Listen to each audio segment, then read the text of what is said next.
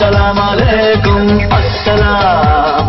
ईद का है यारो ये प्याम, ये ईद का त्योहार है। अस्सलामुअलैकुम, मैं हूँ हुरैन फातिमा और आप देख रहे हैं हिमायती न्यूज़ HD चैनल।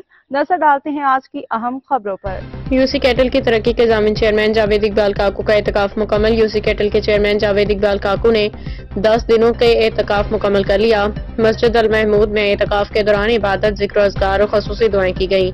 एतकाफ के आखिरी रोज खसूसी दुआ में बड़ी तादाद में दोस्त अहबाब अहले इलाका ने शिरकत की। रसूलुल्लाह सल्लल्लाहु अलैहि वसल्लम ने एतकाफ की फजीलत के मुतालिक इरशाद फरमाया, जो शख्स अल्लाह की रजा के लिए एक दिन का एतकाफ करता है, अल्लाह इसके और जहन्नम के दरमियान 3 खंदकों का फासला पैदा कर देता है।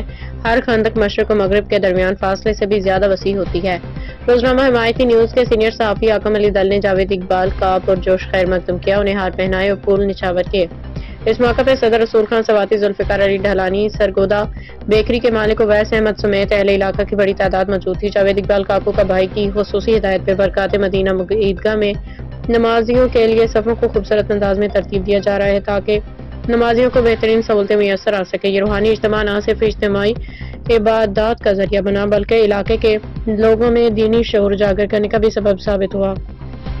मज़ीद अपडेट्स के लिए देखते रहें हिमायती न्यूज़ HD चैनल।